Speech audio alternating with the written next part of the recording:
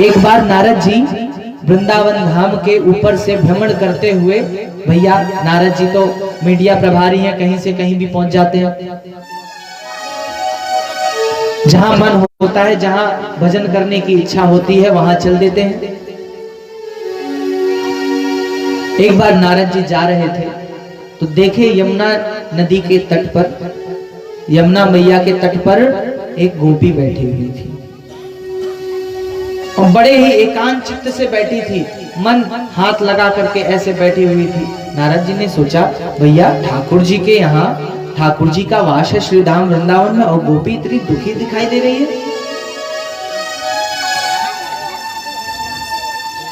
नारद जी गए, पूछा गोपी, गोपी का तो ध्यान ही यहाँ नहीं। 4 बार बोला गोपी गोपी, फिर एक बार चिल्ला के बोले गोपी, तब उसने ध्यान दिया, अरे महाराज जी प्रणाम प्रणाम प्रणाम, नमस्कार किया नारद जी। नारद जी ने पूछा, गोपी आप इतना मग्न होके ध्यान होके किस विषय में सोच रही है? गोपी ने बड़ा ही सुंदर उत्तर दिया, क्या कि प्रभु ये जो कारो कारो टेढ़ी टांग वारो है, ये मेरे मन से निकलता ही नहीं है। कितना सुंदर भाव है। ऋषि मुनि करोड़ों हजारों वर्ष का तप करते हैं, पूजन करते हैं, तब भी उन्हें ठाकुर जी के दर्शन प्राप्त नहीं होते हैं। लेकिन देखिए ब्रज की गोपी कितनी सौभाग्यशाली कि उन्हें ठाकुर जी का दर्शन प्राप्त हुआ है। और ऐसा दर्शन नहीं, सब सोचते हैं कि ठाकुर जी हमारे मन में विराजमान हो जाएं, लेकिन गोपी सोच रही हमारे मन से निकल जाए। नारद जी ने पूछा, भैया ऐसो का कर दियो, ऐसो का कर दियो कि तुम्हारे ठाकुर जी ने कि तुम्हारे मन से निकारवो चाह रही हो? बोले ऐसा नहीं किया, तो उन्होंने कुछ नहीं, केवल एक ही कार्य किया है, उन्होंने हमारे मन को हर लिया है, चित्त में चिपक के बैठ गए।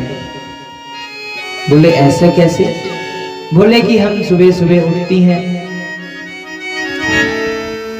गौ माता की सानी करती हैं और फिर दूध निकालने बैठती हैं, और जैसे ही बाल्टी लेकर दूध निकालना प्रारंभ करती हैं, वैसे ही कन्हुआ आ जाता है, बोलता है गोपी हमें भी दूध पिला दो।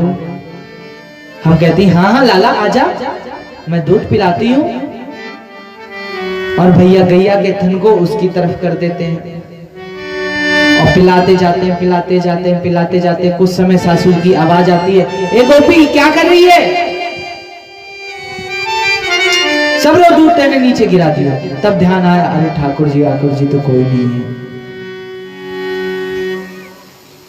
बोली एक बार मैं जल भरने के लिए जा रही थी नदी के तट पर, नदी के तट पर जल भरने के लिए जा रही थी, जल भर ली, उठाई, भाई मटकी वजन नहीं उठा पाई, कारो कारो कन्हुआ आ गया। कान्हा ने कहा, यह भाभी मैं उठवा दूं काहे? बोली हाँ हाँ लाला उठवा दे, बड़ी भारी है। और जैसे ही बा ने हाथ लगाया, मैंने उठाया, हाथ से मटकी छूट गई, धड़ाम से फूट गई। अब बताओ घर कैसे जाऊंगी? हमेशा मन में चिपका रहता है, निकलता ही नहीं है।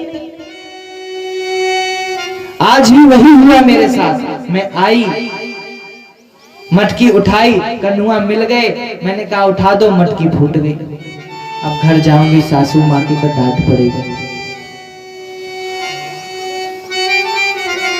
सासू माँ की डांट पड़ेगी, क्या करूं?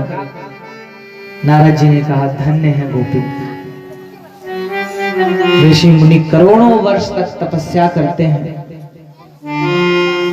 हजारों वर्षों तक तपस्या करते हैं, लेकिन उन्हें सहजता से ठाकुर जी प्राप्त नहीं होते हैं। लेकिन धन्य है ऐसी गोपी जिसके मन में ठाकुर जी विराजमान है,